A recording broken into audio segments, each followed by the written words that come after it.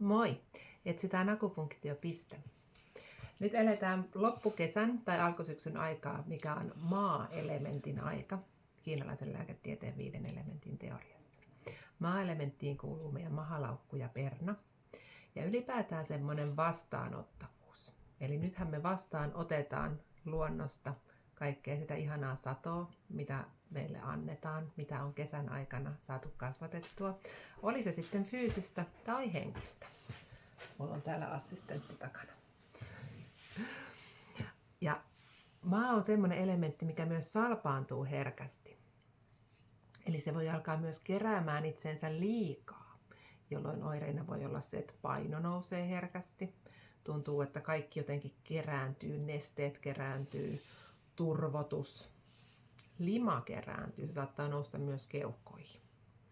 Ja ylipäätänsä ruoansulatusvaivat on semmoisia hyvin yleisiä, eli tuntuu, että ei oikein voida sulatella sitä ruokaa.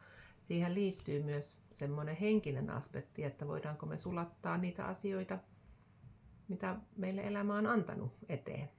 Eli joskus voi olla niin, että me ollaan semmoisia tilanteiden edessä, mitä ei voida sulattaa, ja se näkyy täällä meidän ruoansulatuksen tasolla. Eli keho kertoo, että joku asia ei nyt sula. Eli ei pystytä vastaanottaa sitä, mitä meille annetaan. Monenlaisia. Mutta meillä on erinomainen akupunktiopiste tähän aikaan. Ja tämä on piste, mikä parantaa ruoansulatusta hirveästi ja myös meidän vastustuskykyä. Eli ihan semmoinen yksi olennaisimpia pisteitä vastustuskyvyn kohottamiseen ja ylläpitoon. Tämä on mahalaukku meridianin numero 36, Susan Lee. Tämän pisteen suomenkielinen nimi on muun muassa jumalallinen välinpitämättömyys maallisesta. Eli tämä on vähän semmoinen, että saadaan semmoista kotkakatsetta asioihin. Sen sijaan, että nähtäisiin ne tässä, niin pystytäänkin näkemään vähän kaukaisemmin. Eli sä löydät tämän, kun meet ihan sääriluuta pitkin, kunnes tulee tässä polven alla vähän tämmöinen kohouma. Ja siitä meet pikkasen tänne säären ulkopuolelle. Ja siinä on vähän kipakkapiste.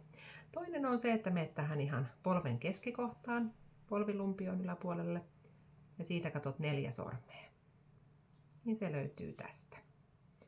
Siinä on vähän semmonen pieni kuoppa. Eli haet tosta, voit mennä suoraan linjaan, vähän sormi tökkäsee, siitä meet vähän sivuun ja ylös.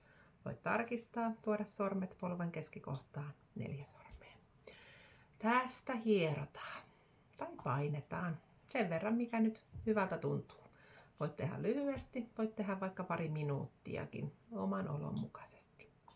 Parantaa ruoan sulatusta, vatsan toimintaa ja semmoista henkistä oloa. Eli voidaan ehkä henkisesti myös taas vastaanottaa vähän paremmin asioita. Kannattaa kokeilla.